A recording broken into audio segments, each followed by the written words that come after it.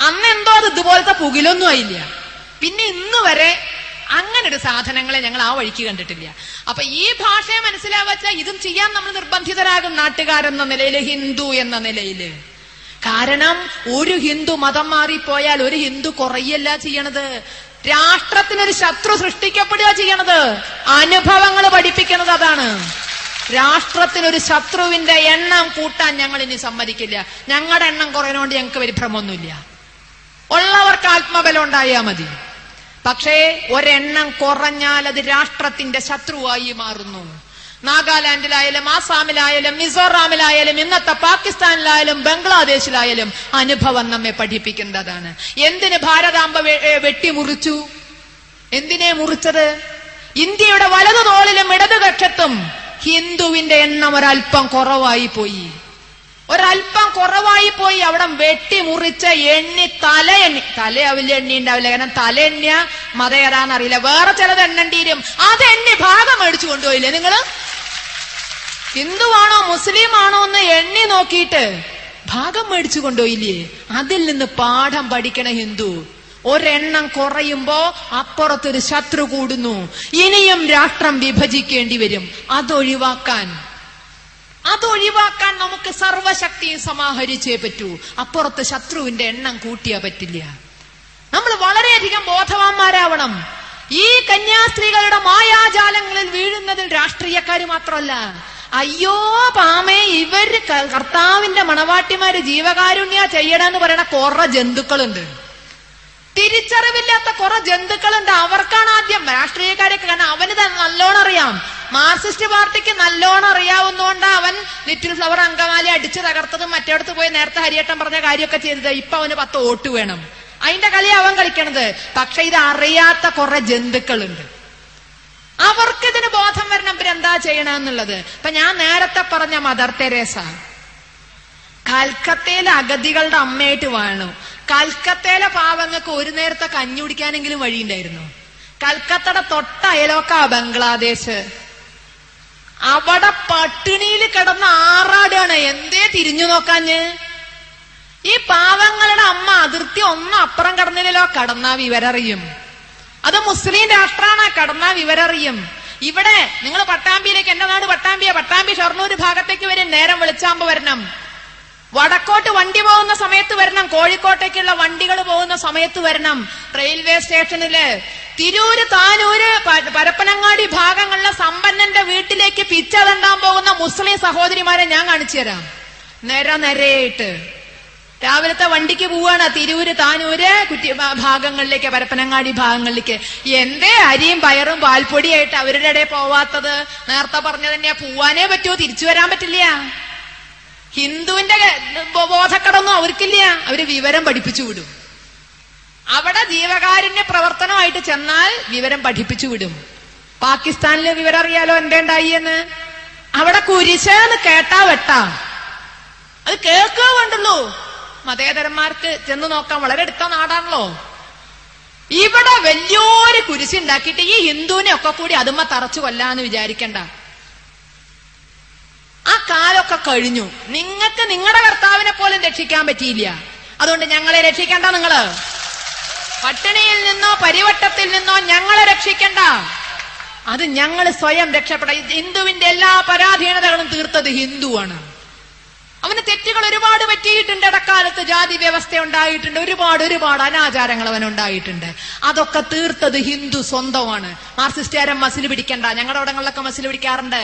പാവപ്പെട്ട പട്ടികജാതി കോളനിയിലൊക്കെ എന്നിട്ട് പറയും, നിങ്ങളെ അമ്പലക്കുളത്തിൽ കുളിക്കാനാക്കിയത് ഞങ്ങളാണ്, നിങ്ങളെ അമ്പലത്തിൽ കയറ്റാനാക്കിയത് ഞങ്ങളാ. പാവങ്ങൾ ഇത് നേരാന്ന് വിശ്വസിക്കും. അതിലൊന്നും മാർക്സിസ്റ്റ് പാർട്ടിക്ക് ഒരു പങ്കുമില്ല, യാതൊരു പങ്കുമില്ല. പുരോഗമനവാദികളായ ഇവിടുത്തെ തിരുവിതാംകൂറിലെയും കൊച്ചിയിലെയും ഭരണകൂടങ്ങളും രാജാക്കന്മാരും അതേപോലെ തന്നെ ശ്രീനാരായണ ഗുരു, ചട്ടമ്പി സ്വാമികൾ പോലുള്ള ഹിന്ദുവിന്റെ ആത്മീയ ആചാര്യന്മാരുടെയും പ്രവർത്തനങ്ങളും അതിനോടൊപ്പം ഹിന്ദു സമൂഹം ഒരുമിച്ച് നിൽക്കുകയും ചെയ്തപ്പോഴാണ് അനാചാരങ്ങൾ ഇല്ലാതെയായത്. മുസ്ലിം സമുദായത്തിലുണ്ടല്ലോ കുറെ അനാചാരങ്ങള്. ഒന്ന് ചെന്ന് മാറ്റാൻ പറ്റുമോ മാർക്സിസ്റ്റ് പാർട്ടിക്ക്? ഹിന്ദുവിന്റെ അനാചാരം മാറ്റിയത് നിങ്ങളാന്ന് മസിൽ പിടിക്കണ്ടല്ലോ. ഒന്ന് പോയി മാറ്റാൻ പറ്റുമോ? പണ്ട് 87 വലിയ ആളുള്ളപ്പോ ഏലംകുളം മനക്കിലെ തമ്പ്രാൻ EMS ഉള്ള കാലത്ത് ഒരു ശ്രമം നടത്തിയോക്കി. ഈ ഒരിക്കലും ശരിയാവാത്ത ഒരു ശരീഅത്തുണ്ട്. അതൊന്ന് ശരിയാക്കി എടുത്തളയാന്ന് തമ്പ്രാനൊരു പൂതിയൊക്കെ ഉണ്ടായി. ശരീഅത്തിനെതിരെ എവിടെയൊക്കെയോ എന്തൊക്കെയോ ഒന്ന് പറഞ്ഞു. ഈ 4 കെട്ടണത് ശരിയല്ല എന്ന് മൂപ്പരൊന്ന് പറഞ്ഞുപോയി. ഉടനെ പ്രകടനങ്ങളാണ് നാട് മുഴുവൻ. 1 കെട്ടും 4 കെട്ടും നമ്പൂരിപ്പാടിന്റെ ഓളയും കെട്ടും എന്ന് പറഞ്ഞു. അതോടെ ഫുൾ സ്റ്റോപ്പ് ഇട്ടു. പിന്നെ ഇന്ന് ഈ നേരം വരെ ആ ശരിയാവാത്ത സാധനത്തുമ്പോ മാർസിസ്റ്റാരം കയറി പിടിച്ചിട്ടില്ല. എന്നാ നിങ്ങളാണോ ഹിന്ദുവിന്റെ അനാചാരം മാറ്റി എന്ന് പറയുന്നത്? അപ്പുറത്ത് കിടക്കണുണ്ട് മതങ്ങൾ, ഒന്ന് ചെല്ല്, അവരുടെയൊക്കെ പ്രശ്നം പരിഹരിക്കാൻ പറ്റുമോ നോക്ക്. അപ്പൊ ഇവിടെ നമ്മൾ ബോധവാന്മാരായേ പറ്റൂ. കെനിയയിൽ നിന്ന് ഓടി വന്ന് രാഖി രാമാനം ഓടിപ്പോയാലും ഒരു ബർണാഡ്, ആ ആടിന്റെ നാട്ടില് നിത്യ പട്ടിണിയാണ്. അവനവന്റെ കണ്ണിലെ കോലെടുത്തിട്ട് പോലെ ആരാന്റെ കണ്ണിലെ കരടെടുക്കണത്? ഇവിടുത്തെ പട്ടിണി മാറ്റാൻ ക്ഷണിച്ചിരുന്നു നമ്മള്. സ്വന്തം നാട്ടിലെ അയലോക്കാരന് നാഴിയരിയുടെ കഞ്ഞി വെച്ചു കൊടുത്തിട്ട് ഇവിടേക്ക് അരിയും പയറുമായിട്ട് വരായിരുന്നു അയാള്. അപ്പൊ ലക്ഷ്യം ജീവകാരുണ്യല്ല, ലക്ഷ്യം മതം മാറ്റം, പുറമെ നിന്നൊഴുകി വരുന്ന കോടികൾ. ഇതാണ് ലക്ഷ്യം. ഇത് ഇന്നും ഇന്നലെയും തുടങ്ങിയതല്ല. എന്റെ അച്ഛനൊക്കെ പറഞ്ഞു കേട്ടിട്ടുണ്ട്, കുട്ടിക്കാലത്ത് മലപ്പുറം ജില്ലയിലെ പള്ളി സ്കൂളിലാണ് അത്ര പഠിച്ചത്. ഈ പള്ളി സ്കൂളില് മെലിഞ്ഞുണങ്ങിയ കുട്ടികളെയൊക്കെ തെരഞ്ഞെടുത്ത് നോക്കിയിട്ട് ഫോട്ടോ എടുക്കും ഇത്ര ഇങ്ങനെ. അപ്പൊ ഇവരൊക്കെ ഈ ഫോട്ടോ ഒന്നും കാണാത്ത സാധനമല്ലോ. അപ്പൊ എന്റെ അച്ഛനാകുമ്പോ എന്റെ മാതിരി തന്നെ ഇരിക്കും ഏകദേശം. ഇവരൊക്കെ ആ ഫോട്ടോയിൽ പെടും. ഈ ഫോട്ടോയിൽ ഇങ്ങനെ ചിരിച്ച് കളിച്ച് നിൽക്കും. പിന്നെയാണ് അത്ര അറിയണേ ഈ ഫോട്ടോ ഒക്കെ പുറത്തേക്ക് അയച്ചു കൊടുക്കുകയാണ് അത്ര. കാരണം ഇവിടെയൊക്കെ പട്ടിണി മാറ്റാൻ അവിടുന്ന് ഇങ്ങനെ ലക്ഷങ്ങൾ വരുത്താനുള്ള ഒരു ഉപാധിയായിരുന്നു ഈ ഫോട്ടോകളെന്ന. ഇത് വർഷങ്ങൾ ഇശയായി, അരനൂറ്റാണ്ടിന് മുമ്പത്തെ കഥയാണത്. അപ്പൊ അത് ഇന്നലെയും തുടങ്ങിയതല്ല. ഈ പണം വരുത്താനുള്ള ഉപാധി, അതിന് ഹിന്ദുവിനെ ചട്ടുകമാക്കാൻ പറ്റില്ല.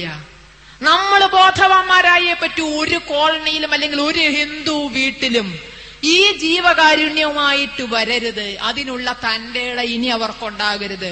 ആ ഒരു ഭാഗത്ത് ഈ രൂപത്തിലുള്ള പ്രവർത്തനങ്ങൾ നാട്ടുകാരെന്ന നിലയില്, സംഘടനകൾ എന്ന നിലയിലല്ല, നാട്ടുകാരെന്ന നിലയിൽ ഹിന്ദു ബോധവാനായേ പറ്റൂ. കാരണം ഹിന്ദു 49% അന്ന് തീർന്നു ഈ മതേതരത്വം എന്നുള്ള സാധനം. അതുവരെ വേണ്ടു മതേതരത്വം. അപ്പൊ കാശ്മീരിൽ ഈ പറഞ്ഞ സാധനം ഉണ്ടോ മതേതരത്വം? കാരണം എന്താ വെച്ചാൽ അവിടെ 50% ഹിന്ദു ഇല്ല, 50% ഹിന്ദു ഇല്ല. മലേഷ്യ മതേതരത്വ രാഷ്ട്രമായിരുന്നു. പക്ഷേ 51% ഹിന്ദുവായ ആ സുദിനത്തില്, 51% മുസ്ലിമായ ആ സുദിനത്തില് മലേഷ്യ മുസ്ലിം രാഷ്ട്രമായിട്ട് പ്രഖ്യാപിച്ചു. അതോടുകൂടി മതേതരത്വം കഴിഞ്ഞു. അപ്പൊ നമ്മൾ 49% ആയാൽ അന്ന് പൂട്ടി മതേതരത്വത്തിന്റെ ആപ്പീസ്. അത് പൂട്ടുക നല്ലത്, സംശയമൊന്നുമില്ല. കാരണം ഈ മതേതരത്വം എന്ന് പറഞ്ഞാൽ എന്താന്ന് നാളൊരു പത്രത്തിലുണ്ടായിരുന്നു, മതം കൊണ്ട് വല്ലതും തരാക്കാൻ പറ്റണത്. അതാണ് മതേതരത്വം. ഇന്ന് നമ്മളത് അനുഭവിച്ചുകൊണ്ടിരിക്കുകയാണ്. മതം കൊണ്ട് വല്ലതും തരാക്കാൻ പറ്റണ ഈ മതേതരത്വം ഇനി നമ്മുടെ ചെലവിൽ നടക്കരുത്. ബോധവാന്മാരാവുക. മുദ്രാവാക്യം വിളിക്കാനും ജാഥ നടത്താനും പ്രസംഗിക്കാനും മാത്രമല്ല നമുക്കറിയൂ എന്ന് സമൂഹത്തിന് മനസ്സിലാക്കണം. സൂക്ഷ്മമില്ലാത്തവന്റെ മുതൽ നാണമില്ലാത്തവൻ തിന്നുക എന്നുള്ളത് നാട്ടുനടപ്പാണ്. ആ നാണമില്ലാത്തവർക്ക് ഇനി നമ്മുടെ മുതൽ തിന്നാൻ കിട്ടരുത്. രാഷ്ട്രീയക്കാരന് ഹിന്ദുവിന്റെ മുതലെടുത്ത് ഹിന്ദുവിനെ കുറ്റം പറയാൻ പറ്റരുത്. നമ്മുടെ ക്ഷേത്രങ്ങൾ മോചിപ്പിക്കണം. അവിടെയൊക്കെയാണ് ഇതിന്റെ നമുക്കൊരു രോഗം വന്നാൽ തൽക്കാലം പുറമേക്കുള്ള രോഗലക്ഷണങ്ങൾ ചികിത്സിച്ചു മാറ്റാം. അതാണ് ഒളവണ്ണയിലൊക്കെ നടന്നത്. പുറത്തേക്കുള്ള രോഗലക്ഷണങ്ങൾ ചികിത്സിച്ചു മാറ്റി, പനിയും തലവേദനയൊക്കെ നിർത്തി. പക്ഷെ ഇനി സ്കാനിങ് നടത്തിയിട്ട് രോഗം എന്താ എന്ന് കണ്ട് അതിന്റെ ആഴത്തിലെ ചികിത്സ നടത്തണം. ആ ചികിത്സ ഈ ക്ഷേത്രങ്ങളുടെ മോചനം 1. 2, ഇവിടുത്തെ രാഷ്ട്രീയക്കാരെ തിരിച്ചറിഞ്ഞ് അവർക്ക് പ്രത്യുത്തരം കൊടുക്കാൻ പഠിക്കണം. കണ്ടടത്തും കേട്ടടത്തും ഒക്കെ കൊണ്ടുപോയിട്ട് കണ്ണും ചിമ്പി കുത്തണ സ്വഭാവം അവസാനിപ്പിക്കുക. ആ നേരം കൊണ്ട് പോളിംഗ് ബൂത്തിൽ പോവാതെ 4 ഏരി കപ്പ നടുക. ആവശ്യം വരുമ്പോ പറിച്ചു തിന്നാൻ കണ്ട നസ്രാണികളുടെ അരിയും പയറും തിന്നേണ്ടി വരില്ല. പോളിംഗ് ബൂത്തിൽ പോണ നേരം കൊണ്ട് അത് ചെയ്യുക. ഹിന്ദുവിന് ഉപകരിക്കുന്നവന് വേണ്ടി മാത്രം വോട്ട് ചെയ്യുക.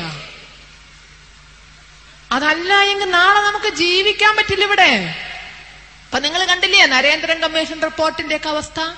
അതൊക്കെ മതം മാറ്റത്തിന് വാതില് തുറന്നു കൊടുക്കാനുള്ള മറ്റൊരു വഴിയാണ്. അതൊക്കെ എന്താ പറയണ കുഞ്ഞാലിക്കുട്ടിയും കൂട്ടരും പറയണത്, ഇവിടെ 7000 ചില്ലാനം പോസ്റ്റ് മുസ്ലിങ്ങൾക്ക് കമ്മിയാണ്. മുക്കാ ചക്രത്തിന്റെ ശമ്പളം കിട്ടണ ഗുമസ്തന്മാരെയും ശിപായിമാരുടെയും എണ്ണ എടുത്തിട്ടാ കുഞ്ഞാലിക്കുട്ടി പറഞ്ഞത് 7000 മുസ്ലിങ്ങൾ കുറവ്. ഇവിടുത്തെ അവസ്ഥ എന്താ നിങ്ങൾക്കറിയാം. ഈ ഭാഗത്തെ എന്നല്ല, മലബാറിലെ കാര്യം ഞാൻ പറഞ്ഞുതരാം. എത്ര മുസ്ലിം കുട്ടി ഒരു സ്കൂളിലുണ്ടോ, ഒരു LP സ്കൂളിലുണ്ടോ എന്ന് എണ്ണി നോക്കിയിട്ട് അതിനാനുപാതികമായിട്ട് അറബി മാഷന്മാരെ വെക്കാം. LPയില്, അത് സൗദി അറേബ്യയിലല്ലോ, കേരളത്തില് റാ രാ താ എന്ന് പഠിക്കാൻ തുടങ്ങണ കുട്ടിക്ക് അവൻ മുസ്ലിം ആയാ മതി. അവൻ അറബി പഠിക്കാൻ താല്പര്യം ഉണ്ടോന്നൊന്നും അറിയണ്ട. അവൻ മുസ്ലിം ആണെങ്കിൽ നേരത്തെ പറഞ്ഞ പോലെ വേറെന്തൊക്കെയോ എണ്ണി നോക്കിയിട്ട് അറബി മാഷന്മാരുടെ പോസ്റ്റ് കൊടുക്കും. എന്നാ കൂടെ സംസ്കൃതം പഠിപ്പിക്കണം തോന്നുന്നുണ്ട്. ഇന്ത്യയുടെ ഭാഷ